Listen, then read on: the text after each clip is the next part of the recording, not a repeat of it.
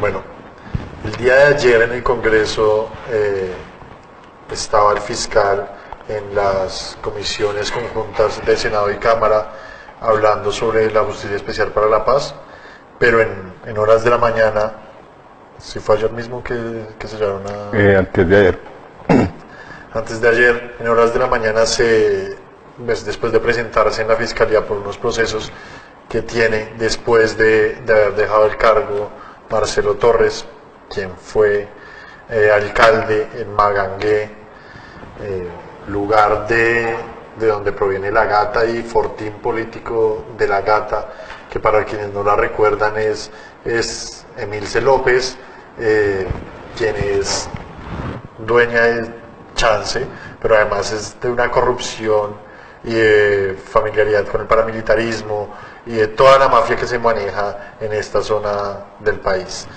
Entonces, pues Marcelo Torres, que logró ganar la alcaldía de Magangué, este territorio fortín político de La Gata, que durante muchos años duró en poder de ella y de sus delegados, haciendo política a nombre en nombre de otras personas, lograba mantener el poder político de Magangué.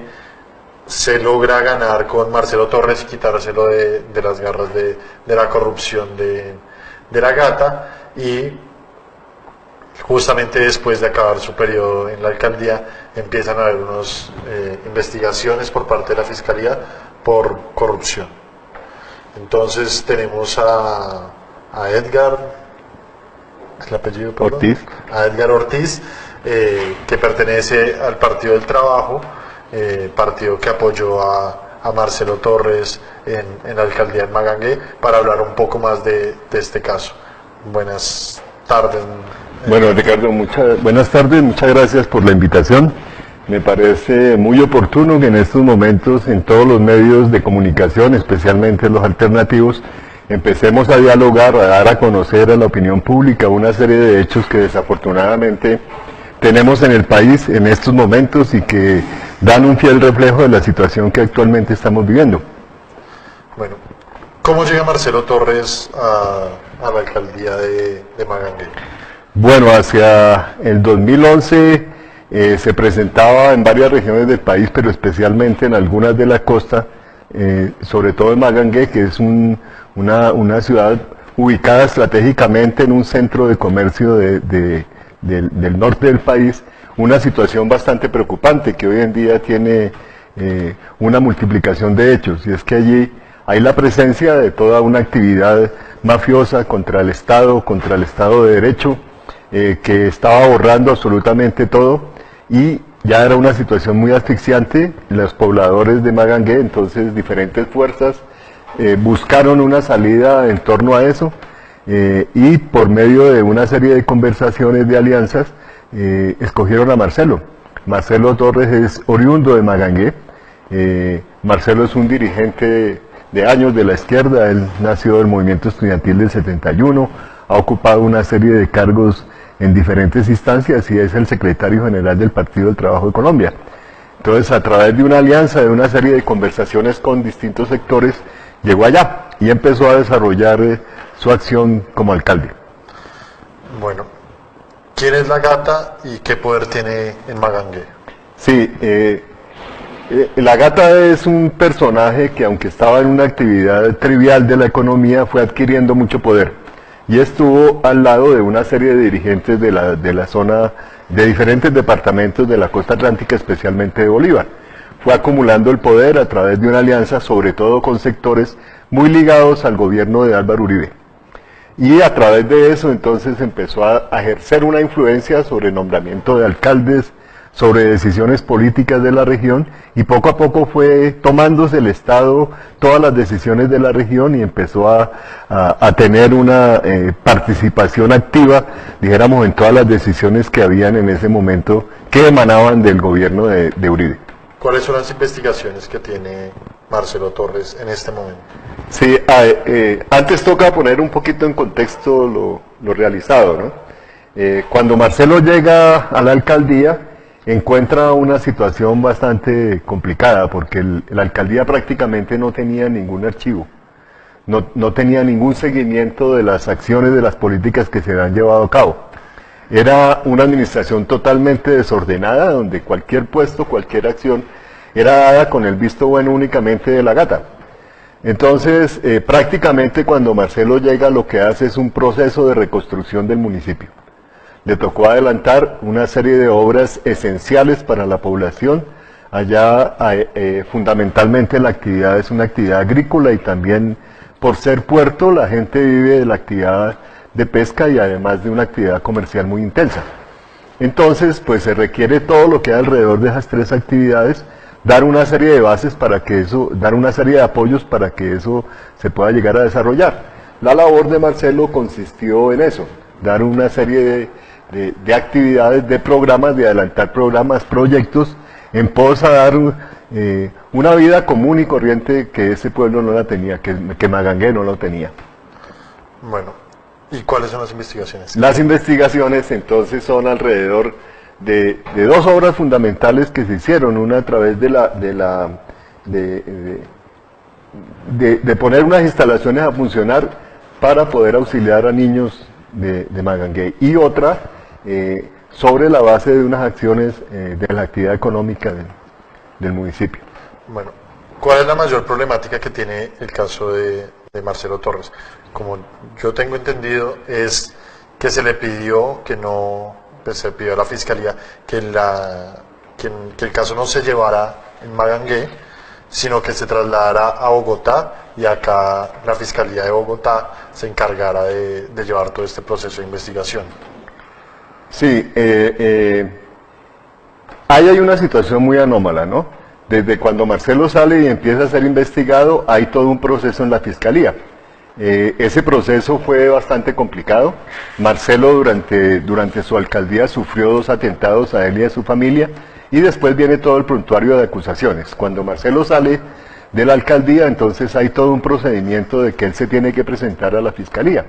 En esa presentación, después de salir de una serie de casos, de dar una serie de procedimientos en los cuales la parte de defensa de Marcelo salió avante, se tenía que presentar regularmente en la Fiscalía. En la presentación de esta semana, de principios de esta semana, entonces cuando va a dar su declaración, a presentarse al trámite común y corriente, entonces le sale que él tiene una orden de captura. Y le montaron toda... No, pero yo quiero ir más atrás. Cuando empezó el proceso de Marcelo Torres en la Fiscalía, era en la Fiscalía de Magangué. Sí. ¿Y por qué se pide ese traslado a la Fiscalía de Bogotá? No, eso sí es una dinámica pues que se tiene de desarrollo de investigaciones de la Fiscalía. Lo que pasa pues es que en este momento, donde hay un desbarajuste y un mal funcionamiento de la justicia, pues hacen cualquier cosa para poder llegar a presentar hechos como este. Bueno, ahora sí. ¿Cuándo se da la captura de Marcelo Torres? En el momento que indicaba, cuando se fue a presentar al descargo, inmediatamente le dijeron que tenía una orden de captura y que inmediatamente lo tenían que trasladar hacia Magangué. ¿Y por qué se hace ese traslado? Si el proceso se está llevando en Bogotá, ¿por qué se hace ese traslado inmediato? Que un poco efectivos, sí. Demasiado efectivos. Demasiado. Como nunca funciona la justicia en el país. ¿Pero por qué se hace traslado inmediato? Bueno, yo creo que eso es una arremetida que hay de unos sectores que en estos momentos, como están en juicio, inmediatamente quieren tapar con una serie de acciones para que toda la atención se centre en otro tipo de situaciones. Entonces ahora hay una ola que tiene que ver con otro aspecto que quisiera tocar. En este momento estamos viviendo en el país todo el proceso después de la firma del acuerdo de paz. Y en el acuerdo de paz pues estamos enfrentados 2 fuerzas, unos que están por el no y otros que estuvimos por el sí y queremos adelantar el proceso. En ese sector del no pues está cobijada fundamentalmente los sectores de la extrema derecha, el Centro Democrático y el Cambio Radical. Entonces, hacia ellos es que toda esta ola que se ha descubierto ahora, que ha salido a la opinión pública sobre la corrupción, la mayoría de los que están implicados en esa situación son miembros de esas dos corrientes. Ellos tienen la intención de tomarse la presidencia, de ser elegidos para presidente y estar en una campaña amplia de confrontación con el otro sector, que es un sector muy amplio, democrático, que defendemos la realización de todos los logros conseguidos con el proceso de paz. Entonces, a raíz de esa situación de que se están destapando una serie de hechos, de cuestiones que están vinculados con esto de la corrupción, ellos están empezando a buscar una serie de hechos, de situaciones que les permitan ocultar el transcurso y el discurrir de esas investigaciones y esos juicios que están haciendo. Sí, justamente para entrar a ese tema, es que pues los entes de control colombianos se han utilizado como fortines políticos durante pues los últimos años, si se puede decir, con más presencia en medios de comunicación por lo menos. Tenemos el caso de Petro en la alcaldía de Bogotá, donde existió una persecución por parte de la Procuraduría a la alcaldía, también un ex gobernador de Antioquia, también está la persecución que existe actualmente a Fajardo, y ahí ya empieza todo el tema del Partido Verde, Fajardo, Camilo Romero gobernador de Nariño, y Marcelo Torres, exalcalde de Magangué. ¿Qué garantías hay para las personas que quieren hacer política, que logran entrar en lugares de poder para lograr combatir estas mafias que se han tomado la política durante siglos? Sí, obviamente pues están las garantías legales, los recursos a los cuales uno siempre acude, pero desafortunadamente, como hay un funcionamiento totalmente irregular con otros intereses que están dados sobre el poder, esas herramientas, ese tipo de recursos, pues obviamente no juegan el papel fundamental que deberían. Entonces nos toca acudir a una amplia campaña de divulgación a todos los sectores, a todos los medios, las formas en las cuales nosotros podamos denunciar, podamos dar a conocer cómo fue realmente el desarrollo de estos actos para que se aminore eso que señalabas, que es un impacto que hay en estos momentos sobre la noticia y sobre la forma como enfocan los diferentes medios de comunicación determinado tipo de hechos. Desafortunadamente, lo que se está registrando en el país es que a veces se pierde la opinión por sí misma de la gente, y entonces se empieza a pensar y a reaccionar tal como los medios de comunicación lo conducen.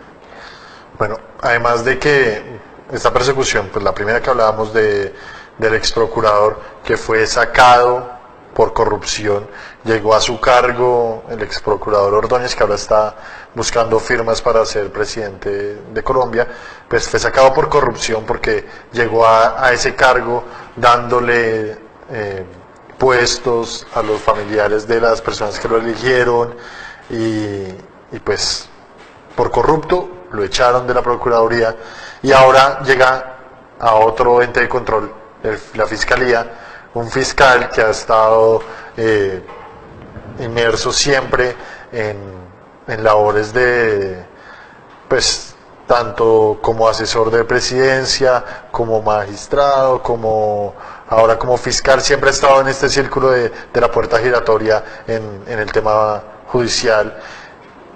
¿Qué garantías dan estos entes de control para generar una verdadera oposición al status quo que existe en Colombia y a la política tradicional que existe en Colombia? Sí, realmente eso es parte como de la dinámica política, ¿no? El gobierno de Santos estuvo a favor de todo el proceso y jugó un papel determinante, pero una vez se firma el acuerdo, inmediatamente hay un giro y empieza entonces también a retornar una serie de favores, entre otros al Cambio Radical. Eso da para que en la composición de gobierno, como siempre sucede en el país, se empiecen a nombrar y a mover fichas, que es el fiel reflejo de las alianzas que pueden existir en un momento determinado. Aquí es donde realmente llega en ese momento lo que actualmente tenemos. Entonces, el problema de eso entonces es que se empieza a mover la forma en que el aparato judicial en estos momentos está funcionando en el país, que es sobre la base de una serie de intereses. Y eso no solamente lo registramos aquí en el país, eso es un fiel reflejo de lo que se está haciendo en varios países de Latinoamérica. Yo creo que también eso se puede registrar desde mucho antes, ¿no? Todo el proceso que hubo de persecución al alcalde Petro fue de esa naturaleza.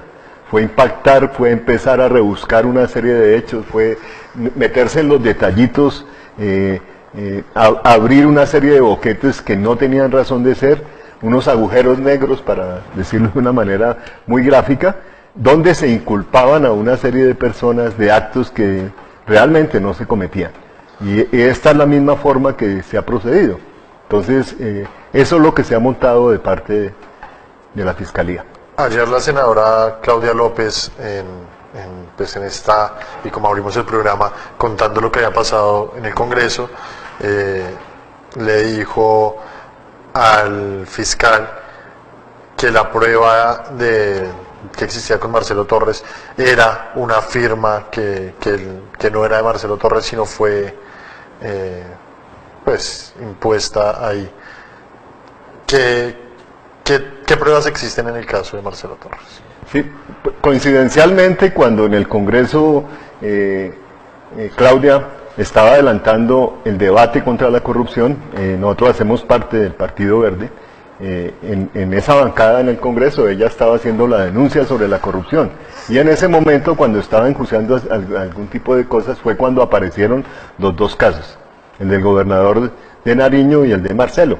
Entonces empiezan a resaltar una serie de, como mencionaba antes, de puntos muy etéreos, que en cualquier momento ellos lo pueden usar para las acusaciones, e iniciaron ese proceso. Eso es como algo así para velar el momento y la dinámica que tenía ese debate.